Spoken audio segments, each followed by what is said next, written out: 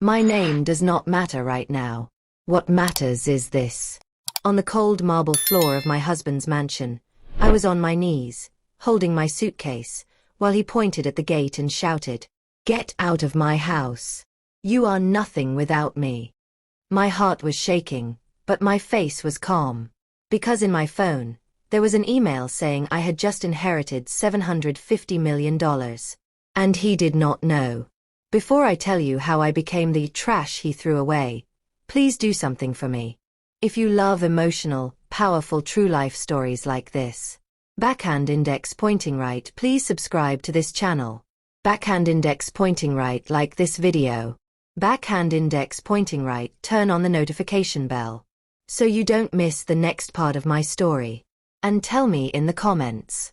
Globe showing Europe, Africa. Where are you watching from? I want to know which country, which city, which village is standing with me right now. Alright, let me take you back. I was not born rich. I grew up in a small house with a leaking roof and a mother who always said, "One day, you will sit in a big house. But never let that house sit inside your head." I did not understand what she meant until I met my husband. He was rich, handsome, and walked like he owned the whole world. When he passed by, people moved out of his way. He drove big cars, wore expensive suits, and everyone called him Sir. The first day he spoke to me, I was sweeping the floor in the office where I worked as a cleaner. He stopped, looked at me, and smiled. "You are new here?" he asked. I was shy. "Yes, sir." He laughed softly. "Don't call me sir. What's your name?" That was how it started. He sent me lunch. He sent me flowers. He told me I was different from other women. "You are humble," he said. "Not like those girls who only want my money." I believed him. I gave him my heart like a child giving away her favorite toy, trusting it would be safe. Soon, he asked me to marry him. No one had ever bought me even a simple ring before. But he opened a little box with a beautiful diamond ring inside. "Marry me," he said. "Come and live like a queen in my mansion." I said yes. I thought I would be his queen. I did not know I would become his maid, his punching bag, his shadow. At the wedding, I wore a white dress that looked like it came from a fairy tale. People took pictures, music played, and everyone said I was lucky. "Wow, you hit the jackpot," one of his friends whispered in my ear. "You will never suffer again." I smiled, but something inside my chest felt tight. I pushed that feeling away. I told myself, maybe I am just nervous. From the first week in his mansion, I noticed something. The man who kissed my hands in public was not the same man who spoke to me in private. "Why are you walking like that?" he snapped one morning. "You embarrass me. Learn how to act like a rich man's wife." If I laughed too loudly, he said I was childish. If I stayed quiet, he said I was boring. He changed the way I dressed, the way I talked, even the way I sat. "Don't sit like that. Don't talk like that. Don't greet my friends like that." Little by little, I stopped being myself. I became who he wanted. Or at least I tried. Then, the real insults started. "You are lucky I picked you," he would say. "Without me, you would still be sweeping floors." Sometimes his mother joined him. She would look at me from head to toe and say, "A woman like this in our family? If not for my son's soft heart." I cooked, I cleaned, I tried to please everyone. But no matter what I did, it was never enough. On the outside, people still saw a rich, happy couple. On the inside, I felt like a prisoner wearing a shiny gold chain. One day, something changed. I received a strange phone call. The number was unknown. When I picked up, a serious voice said, "Ma'am, are you the daughter of?" He mentioned a name I had not heard in a long time. My late father. My throat became dry. "Yes, I am." The man continued. "We have been looking for you for months. I am calling from a law firm. There is an inheritance in your name." Inheritance. I almost laughed. My father had died poor, or so I thought. Yes, ma'am, the man said. It is a very large amount. We need you to come to the office so we can explain everything. I looked around. My husband was in the next room having a meeting. I lowered my voice. Please, don't call this number again. I will save yours and call you back later. My heart was beating fast. I felt like I was holding a secret made of fire. Later that night, when my husband was sleeping, I went through my father's old documents that I had kept in a small bag. I remembered how people used to say, "Your father is always traveling. One day it will pay off." But he died before anything paid off. Or at least, that was what I thought. When I finally met the lawyer, he showed me papers, numbers, signatures, investments my father had made many years ago. Then he said the amount. $750 million. I almost fell from my chair. Are you sure? I whispered. Yes, ma'am. The money has been growing for years. And now, it is all yours. My eyes filled with tears. Not only because of the money, but because my father, who died thinking he had failed us, had actually left me a giant gift. The lawyer leaned closer. Does your husband know about this? I shook my head slowly. No. He nodded. Think carefully before you tell him. Money this big can change people. He was too late. My husband had already changed long ago. For days, I kept the secret in my heart. I wanted to tell my husband. I wanted him to hug me and say, "We are rich together now." But deep inside, a small voice said, "He already treats you like nothing when he thinks you are poor. What will he do when he knows you are rich?" So I waited. I watched. And then, the worst day came. It was evening. The sky was dark, and rain was slowly starting to fall. My husband walked into the living room with anger all over his face. He threw some papers on the table. "What is this?" he shouted. I picked up the papers with shaking hands. They were pictures of me entering the lawyer's office. Someone had taken photos and printed them out. "I have people everywhere," he said coldly. "You think I don't know you are hiding something from me?" I tried to explain. "I was only—" "Shut up," he roared. "You ungrateful woman. You came into my house with nothing, and now you are making secret plans." He called the guards. Two big men appeared at the door. "Pack her things," my husband said. "I want her out of my house tonight." My mouth opened. "Out? Where will I go?" He smiled a slow, wicked smile. "I don't care," he said.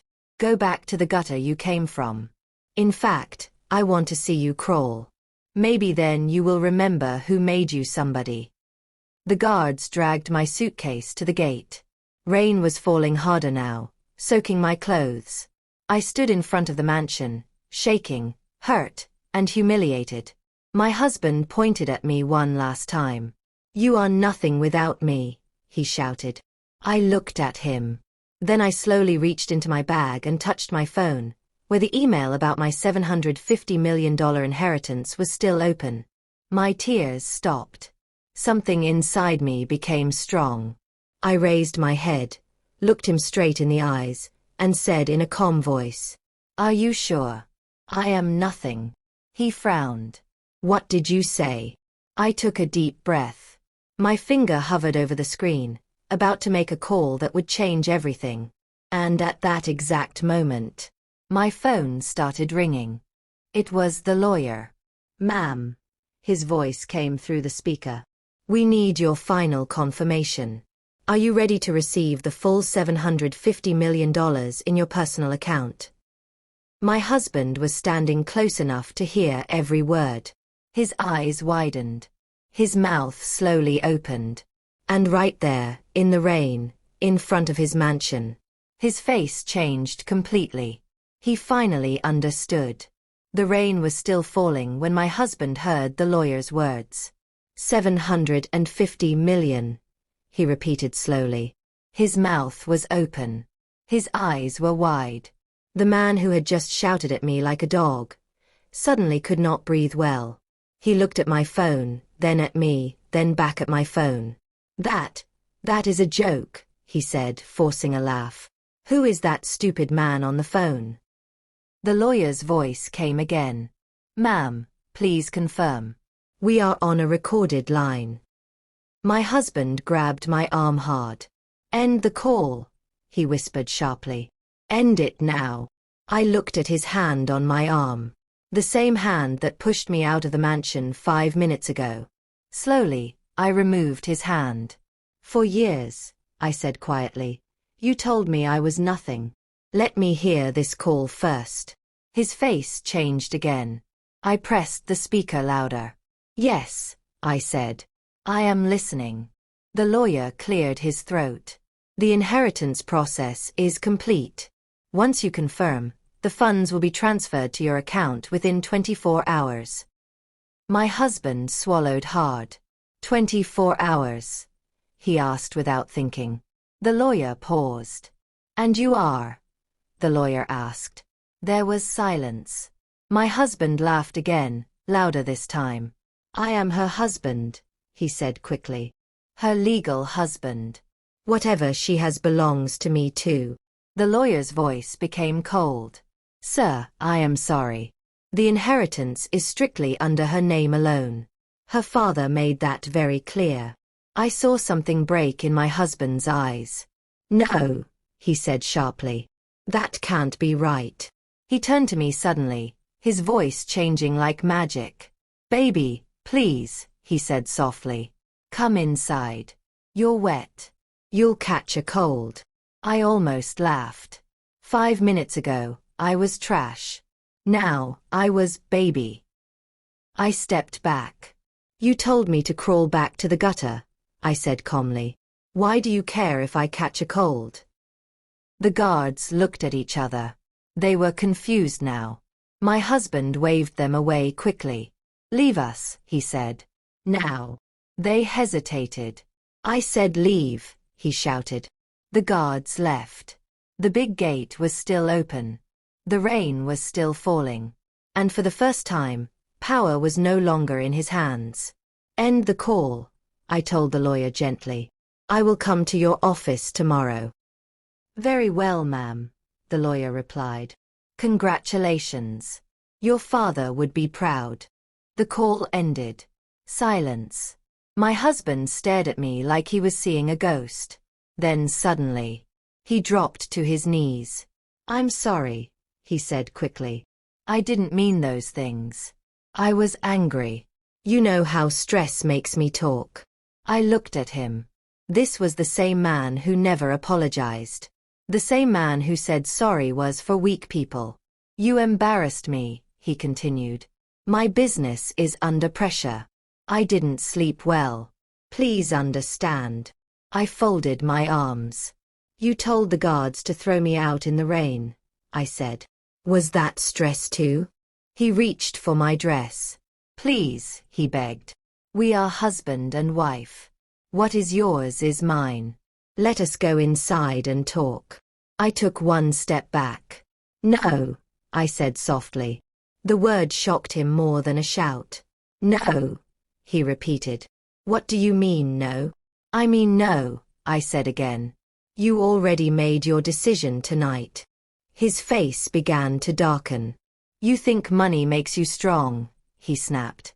This house, my name, my power. All these people respect me.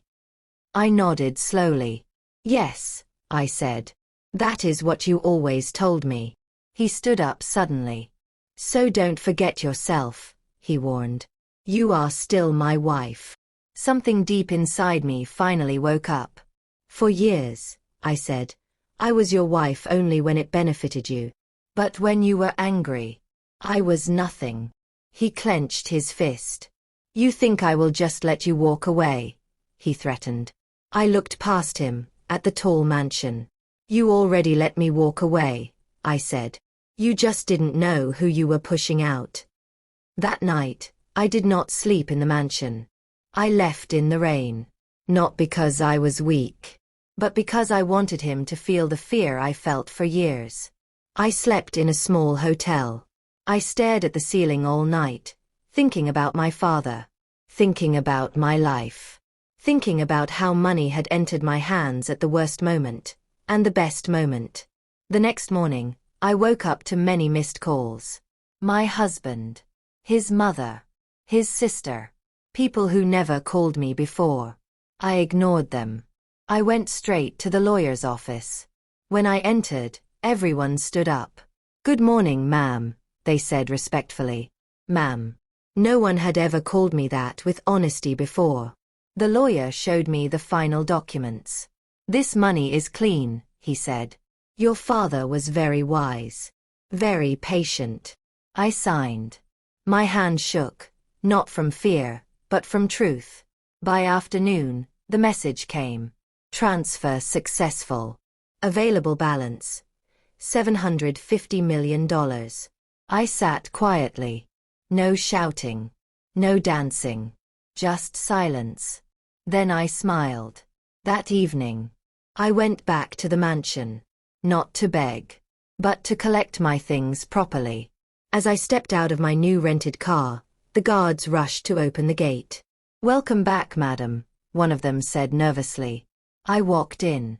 Inside, my husband was waiting, with flowers. His mother was there too. She forced a smile. "My daughter," she said softly, "why didn't you tell us you were from such a good family?" I laughed. "A good family?" I asked. "You said my blood was dirty." Her smile froze. My husband stepped forward. "Let's forget everything," he said quickly. "Let's start afresh." I looked around the mansion. This house no longer scared me. "I'm here for my things," I said. "Not to start anything." His face dropped. "You're leaving?" he asked. "I already left," I replied. His jaw tightened. "You think it will be easy," he warned. "You think I won't fight you?" I met his eyes.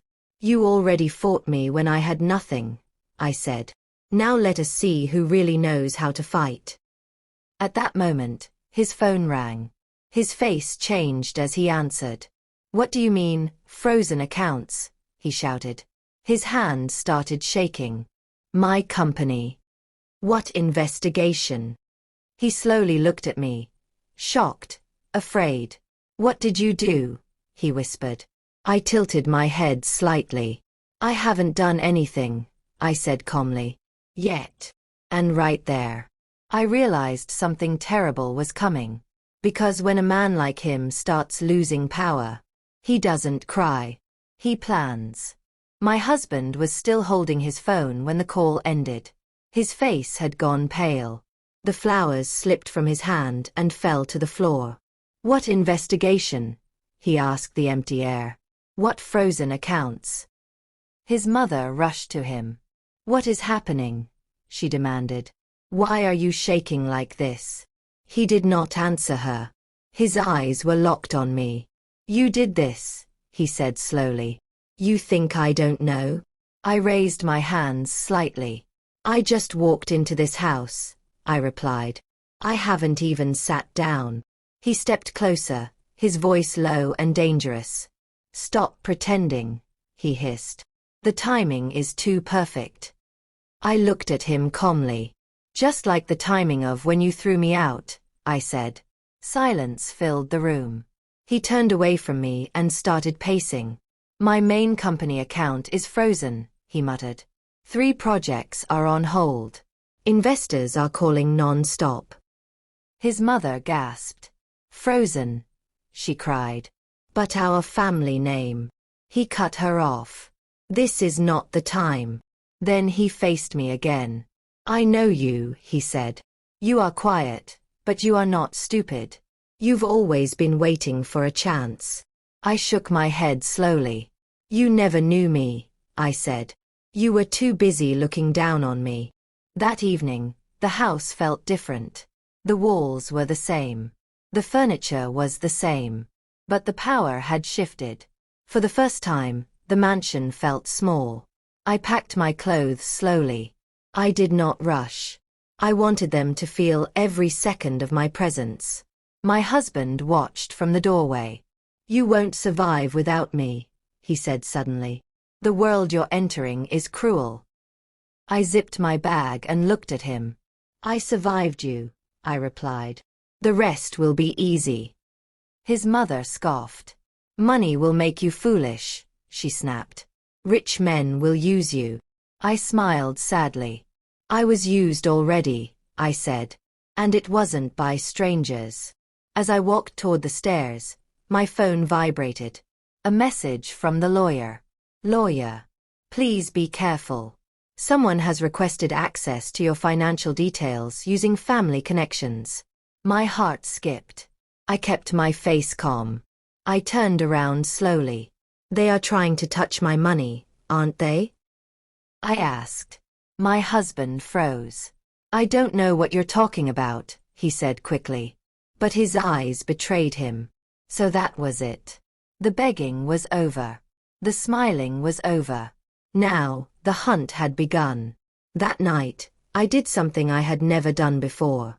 I hired a private security team. I locked my accounts. I changed numbers. And I moved into a quiet high-rise apartment where no one knew my name. For the first time in my life, I slept peacefully. The next morning, my phone exploded with messages. "Him. Please answer me." "Him. We need to talk." "Him. My mother is sick because of stress." I did not reply. Then a new message came. A number I did not recognize. "Unknown number. You think you've won? You don't know what you married into." My hand trembled slightly. I deleted it. 2 days later, the news broke. Breaking news. A major construction company under investigation for fraud and illegal land deals. I stared at the television. It was his company. His face appeared on the screen. Not smiling. Not powerful. Just afraid. My phone rang again. This time, I answered. "What do you want?" I asked. His voice sounded different. Smaller. "You ruined me," he said. "My accounts are frozen. My partners are walking away." I took a deep breath. "You ruined yourself," I replied. "I was just the woman you kicked out." There was silence. Then he whispered something that made my blood turn cold. "You think you are safe," he said. "Do you know how many secrets I know about you?" My heart beat fast. "What secrets?" I asked. He laughed softly. "Your father," he said. "Your inheritance. It's not as clean as you think." My stomach twisted. "What are you talking about?" I demanded. But he ended the call. I stood frozen. My father's name echoed in my head. Not as clean as you think. Was it a lie? Or was there something he knew that I didn't? My phone buzzed again. A message from the lawyer. "Lawyer. We have a problem. Please come to my office immediately. Do not tell anyone." My hands went cold. Outside my window, a black car had been parked for hours. It did not move.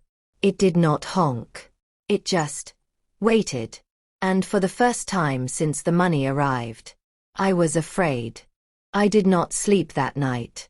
Every sound in my apartment made my heart jump. The air felt heavy, like something bad was getting closer. That black car was still outside when the sun came up. I pulled the curtains slightly and looked down. The windows were dark. No movement. Who was inside?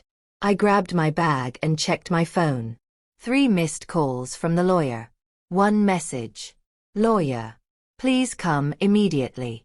This is serious." I did not tell my security team where I was going. Something inside me said, "Keep this quiet." The lawyer's office felt different when I arrived. No smiles. No greetings. He locked the door behind me. "Sit down," he said. My hands were cold as I sat. "What is wrong?" I asked. "You said the money was clean." He sighed deeply. "The money is legal," he said slowly. "But the story behind it is dangerous. My heart dropped. Tell me, I whispered. He opened a thick folder and pushed it toward me. Inside were old documents. Very old. Property deeds. Company shares. Foreign bank transfers. All these investments belong to your father, he said. But he was not just an investor. What do you mean? I asked. The lawyer looked straight into my eyes. Your father was a silent partner, he said, in businesses controlled by very powerful people. The room felt like it was spinning. Powerful how? I asked. He hesitated. Politicians. Military contractors. Men who don't like attention. My chest tightened. You're saying my father worked with criminals? He raised his hand. No, he said quickly. I'm saying he worked with dangerous men who became criminals later. I swallowed hard. And now? I asked. He leaned closer. Now that money is in your name, he said. And they have noticed. Suddenly, everything made sense. The black car. The frozen accounts. The investigation. This is why your husband's company collapsed so fast. I asked. Yes, the lawyer nodded. Once authorities started digging around his business, they found links, connections, overlaps. My stomach turned. So he was connected to them too? The lawyer closed the file. He married you knowing who your father was, he said quietly. The words hit me like a slap. No, I said. That's not true. He knew, the lawyer said. And now he believes the money should be his. Tears filled my eyes. So all this time, I wasn't loved. The lawyer stayed silent. That silence was my answer. As I stood up to leave, my phone vibrated. A message. Him. You remember the old warehouse near the river? Your father used to go there at night. You should ask yourself why. My legs almost gave way. How does he know this? I asked loudly. The lawyer's face went pale. That warehouse, he whispered. It's connected to the darkest part of your father's past. My breath came out shaky. What part? Before he could answer, the lights went off. The office went completely dark. My heart started racing. What's happening? I asked. Then we heard it. Footsteps. Slow. Heavy. Right outside the door. A deep voice spoke from the hallway. Open up, the voice said calmly. We just want to talk about the money. The lawyer grabbed my arm. Do not say a word, he whispered urgently. My phone buzzed again in my hand. Another message from my husband. Him. They're with you now, aren't they? I told you. You don't know who you married into. The door handle started turning slowly. My heart felt like it would tear out of my chest. And at that moment, I realized something terrifying. This was no longer just about marriage or money. This was about survival. The door handle stopped moving. For one long second, the entire office was silent. Then the lights came back on. Bright. Too bright. The lawyer held his breath. So did I. The door opened slowly. Two men stepped inside. Not shouting. Not running. Calm. One of them wore a dark suit. The other wore plain clothes but stood like a soldier. The man in the suit smiled. Please don't be afraid, he said gently. We just want to talk. My heart was pounding, but I stayed quiet. We are from a private firm, he continued. Handling unfinished matters related to your father. The lawyer stepped in front of me. My client has nothing to say without legal protection, he said firmly. The man smiled again. Of course, he replied. We respect the law. But his eyes did not look respectful at all. They sat down without being invited. We know the inheritance has been transferred, the man said. That was expected. My chest tightened. What do you want? I asked quietly. The soldier-looking man spoke this time. Peace, he said. For everyone. The man in the suit nodded. Your father knew how to keep peace, he said. He understood loyalty. I felt anger rising. My father is dead, I said. You should leave. The smile disappeared. Your father promised something before he died, the man said. A protection fund. The lawyer turned sharply. There is no such thing in the documents, he said. The man shrugged. Because it was never written down. Cold fear wrapped around me. What fund? I asked. He leaned forward. $200 million, he said calmly. Set aside to keep certain people quiet. My body froze. That's impossible, I whispered. The man tilted his head. Check the transfers, he said. Ask yourself why no one touched that money for years. My father had hidden it. From everyone. Including me. Before I could speak, my phone rang. My husband. I answered without thinking. Put it on speaker, the man in the suit said softly. My fingers shook, but I obeyed. His voice came through, loud and angry. Did they tell you about the fund? He demanded. Yes, I replied. They did. He laughed bitterly. I warned you, he said. That money was never fully yours. I felt sick. So you knew, I said. All this time. He did not deny it. I married into that money, he admitted. And now you're standing in the way. My hands clenched. You destroyed our marriage for money? I asked. He replied coldly. There was never a marriage. The words cut deeper than any knife. The man in the suit stood up. We will give you time, he said politely. 1 week. 1 week for what? I asked. To decide, he replied. Either you release the protection fund, or the people your father protected come looking for you. The soldier walked toward the door, then stopped. By the way, he added, your husband has already agreed to cooperate with us. I turned sharply. You what? I shouted into the phone. My husband's voice was calm. Business is business, he said. You should learn that. The call ended. The men left. The door closed behind them. I collapsed into the chair. My body was shaking. $200 million. A hidden fund. Dangerous men. And a husband who never loved me.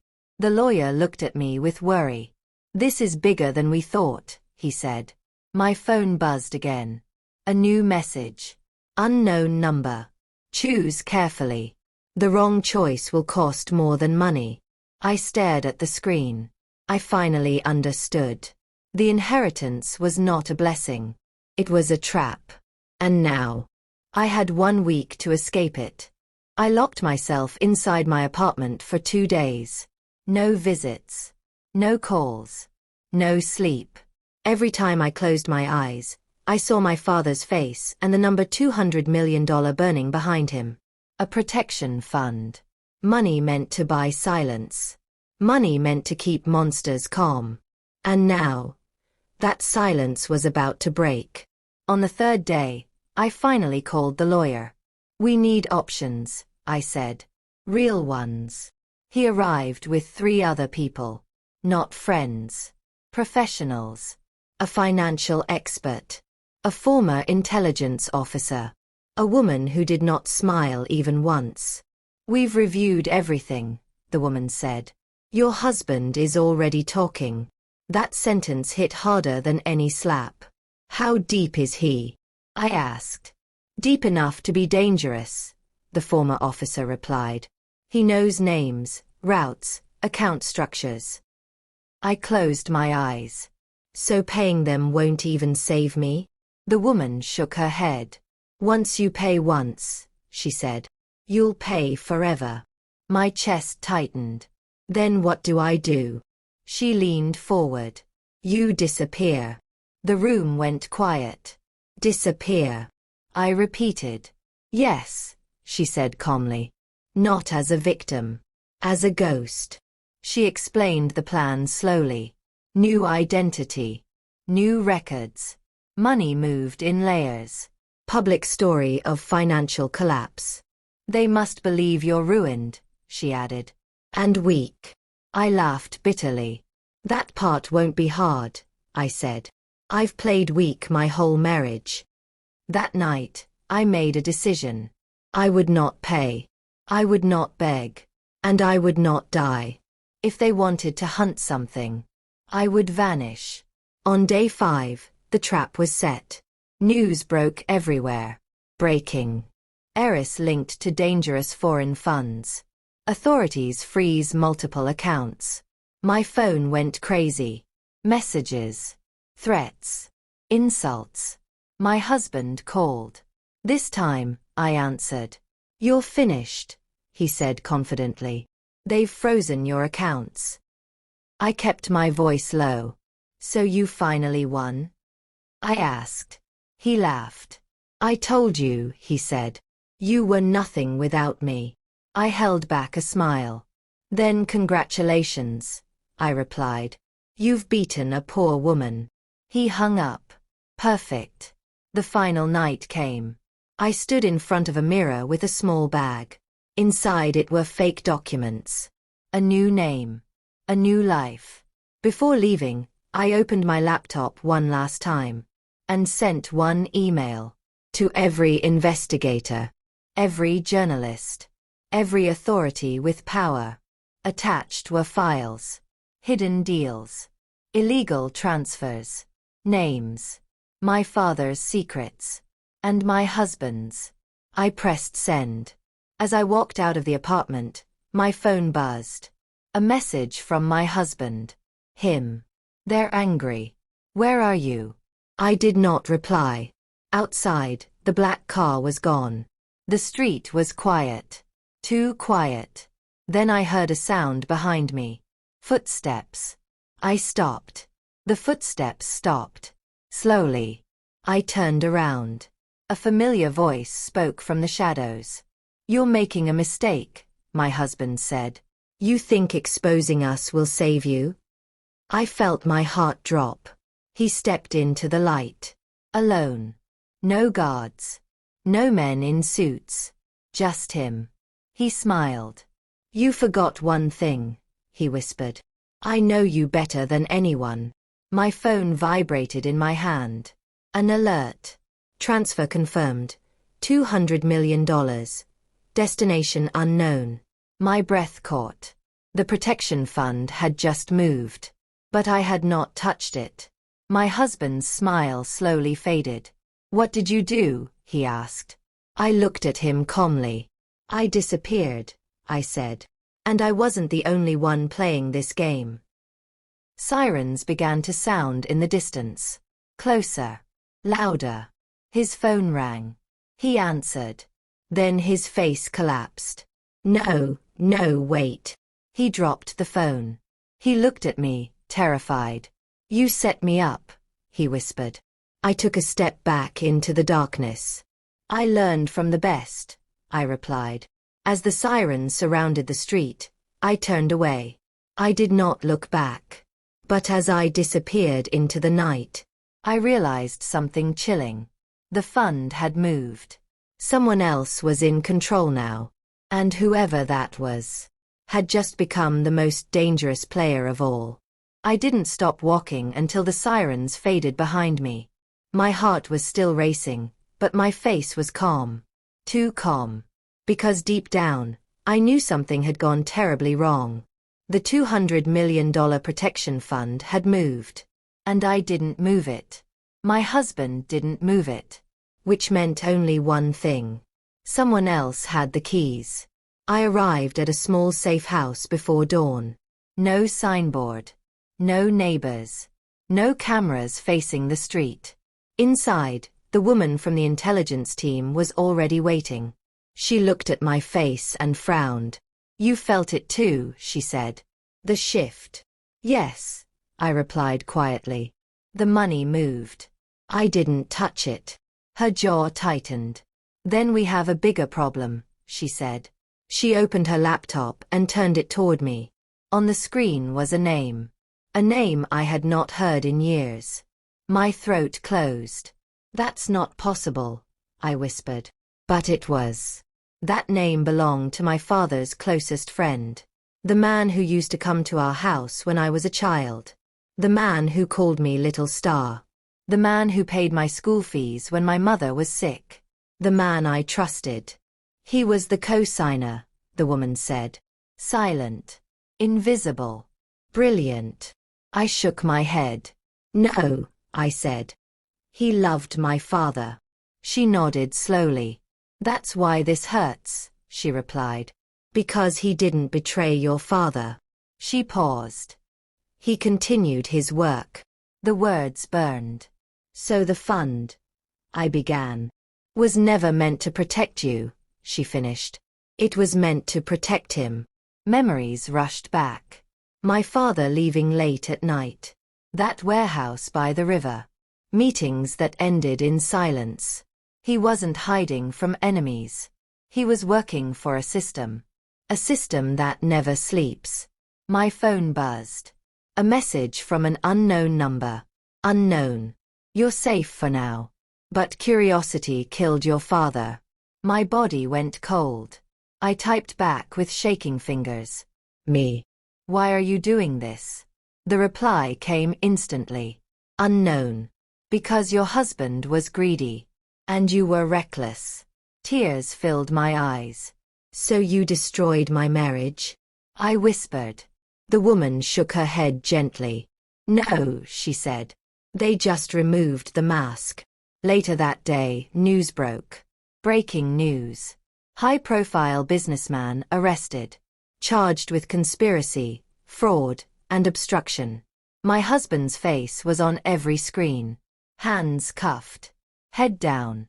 People who once feared him were now laughing. I felt nothing. No joy. No pity. Just emptiness. That night, the unknown number called. I answered. His voice was older than I remembered. "You should have stayed quiet," he said calmly. "Your father knew that." "You used him," I replied. "He trusted you." "No," he corrected. "We trusted each other." I clenched my fists. "You ruined my life," I said. He sighed. "I spared it," he replied. "You were never meant to inherit the money." "Then why didn't you kill me?" I asked. There was silence. Then he said something that froze me completely. "Because you remind me of your mother." My blood ran cold. "She knew," he continued. "And she chose love over truth." The line went dead. I sat in the dark for a long time. Then the woman from the team walked in. "It's time," she said. "Time for what?" I asked. "To choose," she replied. "Run forever. Or end this." I looked at the screen again. At my husband's arrest. At my father's shadow. At the man pulling strings from behind everything. And finally, at myself. The woman who was once kicked out of a mansion like trash. I stood up. "I'm done running," I said. She nodded. "There's one way to stop him," she said. "But it's dangerous." I met her eyes. "Tell me." She spoke slowly. "We make him come to you." My heart skipped. "How?" She smiled, for the first time. "We give him something he can't ignore." She slid a folder onto the table. On the cover were 4 words that made my stomach drop. "Final transfer authorization." And written underneath, $750 million. I inhaled sharply. "You want to use me as bait," I whispered. She nodded. "Not bait," she said. "Closure." I looked at the folder. At the number that started everything. And I realized something terrifying. The most dangerous man in my life was not the husband who kicked me out. It was the man who loved me like family. I did not sleep the night we made the plan. The folder sat on the table between us. $750 million. The number looked unreal. Heavy. Deadly. "If he believes this transfer is real," I asked quietly. He will come. The woman nodded. He won't send anyone else, she said. He'll come himself. He doesn't trust people anymore. I swallowed. And if he suspects a trap? She looked me straight in the eyes. Then this ends badly. The message was sent at dawn. Not from my phone. Not from the lawyer. From an encrypted channel my father once used. The message was short. Final transfer ready. 1 meeting. No lawyers. Within 5 minutes, a reply came. Location. My heart skipped. He took the bait, the woman said. The location was the old warehouse by the river. The same place my husband mentioned. The same place my father used to visit at night. As we drove there, memories flooded my mind. My father kissing my forehead. Be patient, he used to say. Not all truths are kind. Now I understood. We arrived before sunset. The warehouse stood alone. Rusty. Quiet. Waiting. My security team stayed far back. Hidden. If anything goes wrong, the woman said, we step in. I nodded and stepped out alone. The doors creaked open. Inside, the air smelled like dust and old secrets. Footsteps echoed. Then a familiar voice spoke behind me. You shouldn't have come alone. I turned. He stood there. Older. Sharper. Still calm. My little star, he said softly. You've grown. Anger burned in my chest. You used my father, I said. You used me. He sighed. Your father chose this life, he replied. And you were never meant to be part of it. Then why make me rich? I demanded. He smiled sadly. Money was never the gift, he said. Freedom was.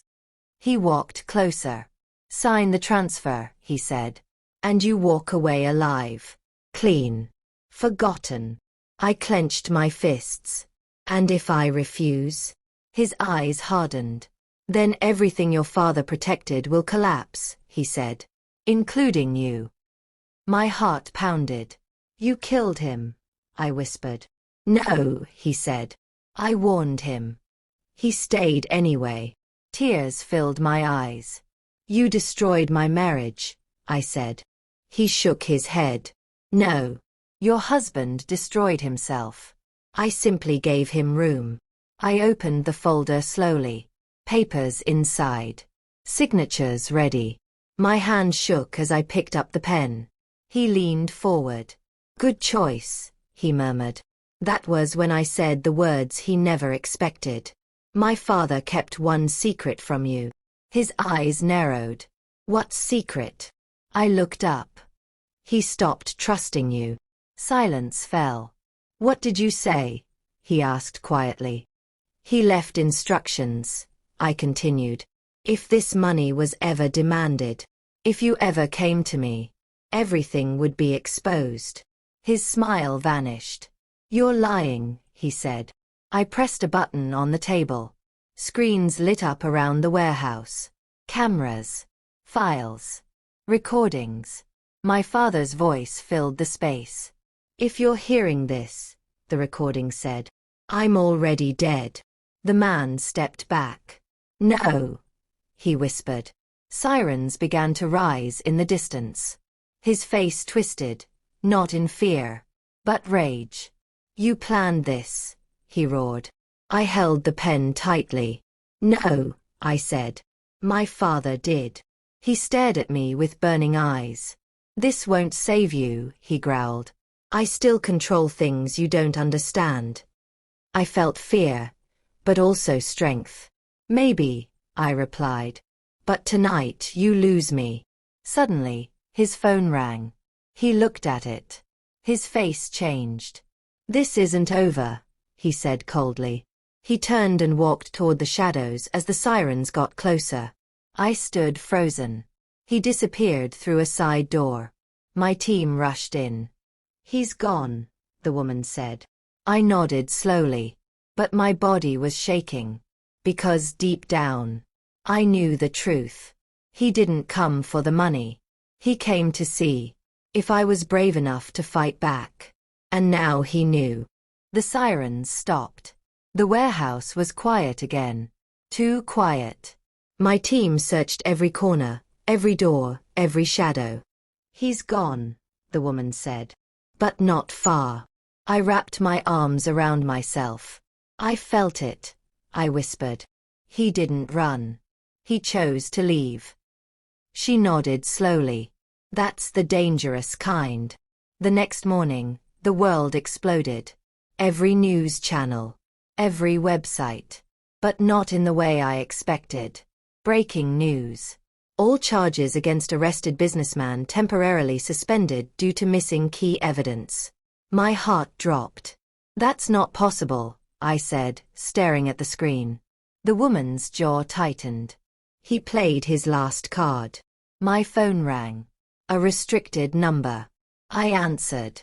You thought this was over, his calm voice said. You exposed shadows, not the source. My hands shook. How did you free him? I asked. He chuckled softly. I didn't, he replied. I moved the board. An alert appeared on my tablet. Court order filed. Emergency review of all inherited assets. No, I whispered. The woman grabbed the tablet.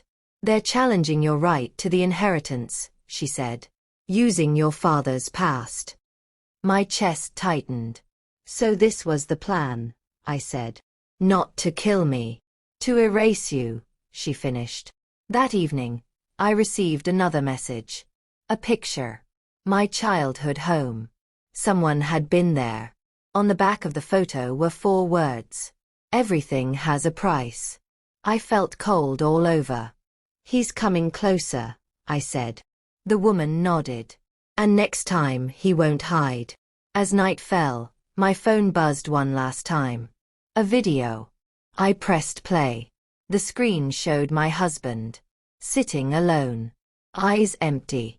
He looked straight into the camera and spoke slowly. They promised me freedom, he said. In exchange for one thing. My heart started racing. They want you, he continued. Alive. The video ended. I dropped the phone. For the first time since this began. I didn't know the next step. Because now I understood the truth. I wasn't running from danger anymore. Danger was walking toward me. And it had decided not to miss this time. I watched the video of my husband again.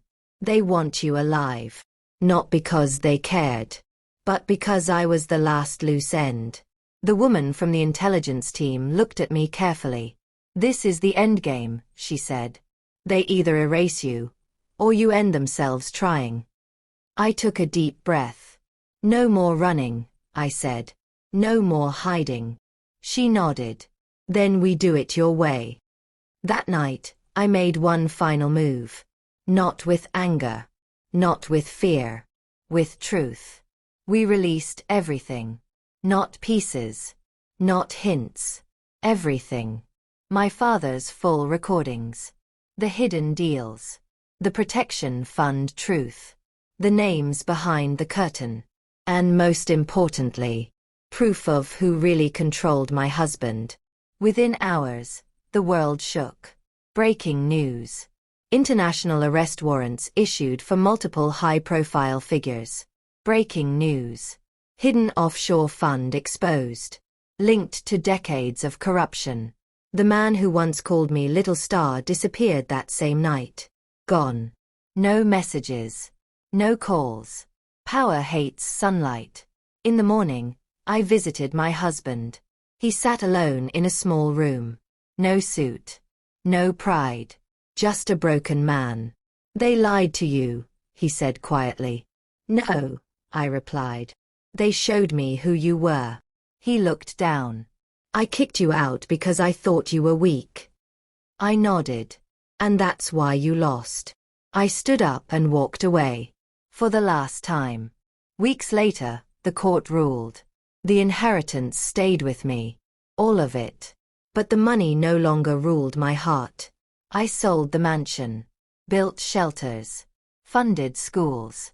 Helped women who were once thrown out just like me. Not with revenge. With purpose. Today, when I look in the mirror, I don't see a woman who was kicked out. I see a woman who walked out of a lie. And if my story taught you one thing, let it be this. Never measure your worth by how someone treats you when they think you have nothing. Because sometimes, you're richer than they could ever imagine. If this story touched your heart, like this video to support real, powerful stories. Subscribe for more emotional and life-changing stories. Turn on notifications so you never miss the next one. And tell me in the comments where you're watching from. Your support means everything. And remember, your comeback can scare the people who never believed in you.